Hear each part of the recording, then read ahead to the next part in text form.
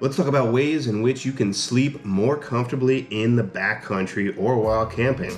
But first, what's going on, guys? My name is Dave and this channel is called Off Grid, and I'm all about backpacking, hiking, camping, and gear. If you like that sort of thing too, please do me a favor and check out that subscribe button down below and that bell notification right next to it so that you can be aware every single time I post a new video. So today's video is all about how to sleep more comfortably, tips on ways in which you can sleep more comfortably, either in the backcountry or just doing some local car camping. And I've got 9 tips total for you guys today to take a look at and consider if you haven't already. So let's just dive right into it this week. And the first tip that I got for you guys is to sleep local, is basically how I labeled it here. It basically means that, like, whatever you're thinking about testing out, whatever you're thinking about trying, do it in your backyard first. Go to a local campground. If a backyard isn't really an option, try to sleep somewhere that is close to home so that you're closer to the comforts, and have a bailout option that's quick and easy to get to. And you can kind of like field test it without actually getting miles and miles into the field before you try it out for the first time. I've been a victim of this, and it hasn't worked out well for me on plenty of nights when I've been trying out new pads or new sleeping bags and things like that. So definitely see if you can try it out at home first, and definitely do that first. The number 2 tip that I got for you guys is going to be a question of, do you prefer to be in either a tent or a hammock? So there are 2 major styles if you're not already familiar with backpacking and the type of shelter that you can have. The first of which is a tent, a traditional tent, either with poles and have it be more freestanding, or without poles. You can use your trekking poles and have it be more non-freestanding. And there are a lot of different varieties within both of these types of shelters here. And then you've got hammocks, and hammocks are, you can go crazy customizing your hammock with all the different bells and whistles there too. So you really got to decide whether which sleep system do you prefer. And again, if you can test that out in your backyard first, try to do that first. And maybe you are thinking that you're only ever going to be comfortable in a tent, like I currently think that I can't really be comfortable in a hammock, but that might not necessarily be the case. That might not necessarily be true. You might end up sleeping like a baby, like you've never slept before in a hammock, and vice versa too, right? You might start out as a hammock camper and not think that you can transition over to a tent camper. And my advice there would be just to try out both systems, see what you like better, and see what makes your night's sleep more comfortable.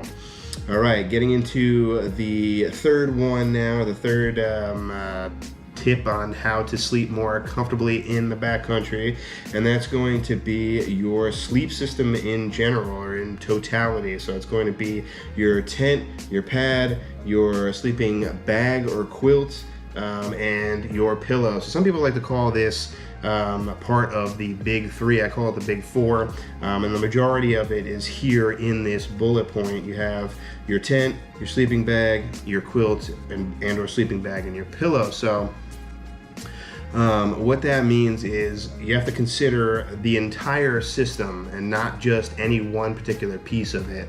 And I've been a victim of this before as well too, where I've thought that if as long as I have a really awesome sleeping pad, then I don't really need to think about the other aspects of it, and that's not necessarily true. It really is a complete sleep system, and you got to think of it more in its totality, right? All of the pieces put together. So really just trying to figure out each one of those pieces to have a great night's sleep.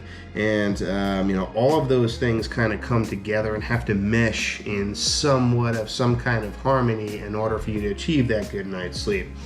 The next tip that I have, so this would be tip number 4, is going to be, and I got it right here, it is some form of earplugs. So these here are just more of like a silicone putty style of earplugs. They're really sticky. Let me see if I can get it out and kind of like show you guys. These are the only kinds that really work for me. There's a lot of people who end up recommending the foam ones that you kind of like squish down and put in your ear canal and then they expand. These are more of like a tacky type of putty, and that is the only kind that has ever worked for me. I really like to have something that I can really mold and kind of smash in there to really drown out all the noise. So this tip is particularly geared more towards those of you who are afraid of all those little bumps and cracks and sounds in the night that you might end up hearing, and then just kind of like jerk your head from side to side and go, what was that? And that can be cyclical, right? You can hear something like every 10 minutes or every half hour or whatever, and it'll keep you up constantly. So being able to drown that out is important. And it's also, a side note for that there is to basically say that some people are going to be worried and saying like, well, if I put earplugs in my ears, then I can't hear the animals that are coming to get me at night.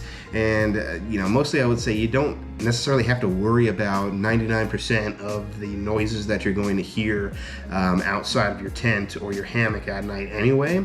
So the biggest thing there would be to try to drown it out as much as possible, but not be completely stone deaf where if an emergency does happen that you can't react to it. So earplugs are a great way to drown out the majority of those smaller noises so that you can focus on having a restful night's sleep. The fifth tip that I got for you guys today is going to be to find a great campsite. And what that basically means is, and I always say this on my channel, but do your research way ahead of time. Make sure that you're scoping out where you're going, where you're planning on going, and have alternate options to camp in case you don't necessarily make the mileage that you want to make throughout the day, or particularly if you're just car camping, that's a lot easier to do.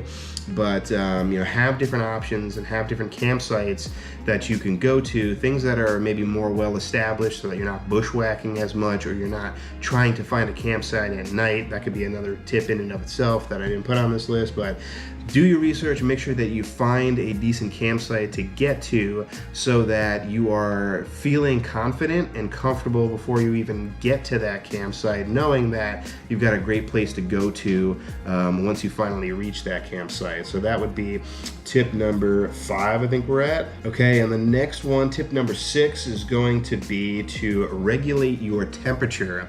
And what I mean by that is so much of being in the outdoors is making sure that you can be comfortable, right? And one of the ways to do that is to make sure that you're bringing enough layering, you're bringing enough clothes to make sure that you can maintain that comfortability when you're out there. And a large part of that is different temperature changes, wind, elevation that you're going to be in. Maybe there's going to be some sort of precipitation that you have to worry about. All of those things are things that you have to prep for to make sure that you can avoid hypothermia and other serious things like that. So regulating your temperature is tip number 6, and things like bringing a puffy coat, things like making sure that your sleep system that I just talked about before is rated for the temperature that it's going to get down to as far as the lows in on whatever night that you're going to be sleeping at camp. Making sure that if it's going to rain, you have a raincoat, things like that to make sure that you stay dry and that you stay warm enough. And then, if it's way too hot out and you like the summer camp, trying to figure out ways in which you can cool down by being closer to a river or things like that might also help out to try and cool you down on those warmer days. So regulating your temperature, I think, is one of the single most important tips on this list that you definitely need to make sure that you do your research on before you ever head out the door and head over to your campsite. All right, tip number 7 now is going to be to manage your pain before you sleep. And there are 2 big things there. Making sure that your first aid kit is stocked with some sort of pain reliever if you need it. There are a lot of times where if you're doing a bunch of miles, things might either cramp up, or you might get headaches, or you might have muscle soreness and things like that. And these are things that are not always preventable. I mean, you always want to make sure that you stretch as much as possible. That's the other bullet point kind of in here, or sub point here, is, for managing your pain, is to make sure that, especially when you get to the campsite, I know you're tired, it's been a long day, but try to put in an additional stretch at the end. What's becoming really popular nowadays are those cork balls from Rawlology, I think that's what it's called. and they're basically just a sort of like a smaller tennis-sized ball that you can use to kind of roll out your sore muscles and things like that. So stretching, rolling it out, and then if needed, using something like an aspirin or a Tylenol to try to block that pain like right before you head to bed will help a long ways to making sure that your mind isn't focused on that pain, or that pain isn't keeping you up during the middle of the night. So these are all ways in which you can kind of just abate that pain so that you can get that good night's sleep in, because a good night's sleep is something that you definitely need to have when you're hitting the trail. All right, heading over to tip number 8 now, and it is all about knowing where you're going to be tomorrow. So not focusing on where you've been today or reflecting on that, that's all great things, or setting up your sleep system for that night, but more importantly, where are you going to be tomorrow? What's the game plan for tomorrow looking like? How many miles you're going to do, which direction you're going to head in. Those are all things that you should preferably do on your research before you even ever head out to that backpacking or car camping trip, but making sure that you have a plan on where you're headed to in the subsequent days that you're going to be out there, especially if you're on a multi-day trip, is going to be imperative to making sure that you can keep your mind at ease at night, so that you don't have your mind racing about uncertainties of like what's going to happen tomorrow, where am I going to be tomorrow. So making sure that you have all that mapped out and planned out is a great thing to keep in mind as well. And the last tip that I got for you guys is definitely in the way of safety here, and it is to make sure that you have that form of safety within reach. So I always like to carry a can of bear spray with me on my day hikes, on all of my trips, really, car camping, backpacking, everything. Not only because I live in the SoCal area and we have a lot of bears in this area, but even if you don't have bears in your area, there could be other things that you might have to worry about. So just having a huge can of pepper spray, basically a highly concentrated pepper spray, puts my mind at ease, definitely. And I always make sure that I have it in reach, not only when I'm on the trail, when I'm walking, to make sure that it's either like close to you on your shoulder strap or in a pocket that's easily accessible, but also when I'm at camp too, and when I'm sleeping at night, I have that right next to my pillow near me at night in case something does happen, an emergency happens, I need to grab it and shoot something in the face, right? So that's going to be tip number 9. It's going to wrap it up for me today, guys. This was just a really quick list. I kind of rifled through these really quickly, but one of the ones that I want to touch base on real quick again is in regards to your sleep system. Try to do as much research as you can. Try to make the best educated guess as you can. If at all possible, and if your funds allow, head on over to an REI, and they have plenty of options that you can rent out for a night or two when you're trying to test it out in your backyard or a really close by and local trip. Those are great options so that you don't have to dump a bunch of money on something and then find out that you don't like it. I can sit here and recommend certain pieces of gear that work for me, but that doesn't necessarily mean it's going to work for you. But the biggest thing here, and one of my biggest things that I always look for, is comfortability when I'm on any one of these types of trips. And it's important to keep your comfort in mind. Don't skimp on things just because you want to save money, or just because you want to go as lightweight as possible, or many other reasons to try and cut corners or angle your trips in a certain way because you have something in mind. And more so than not, the biggest thing that you want to focus on is being comfortable, not only when you're at camp, but also for your sleep system. So do a bunch of research.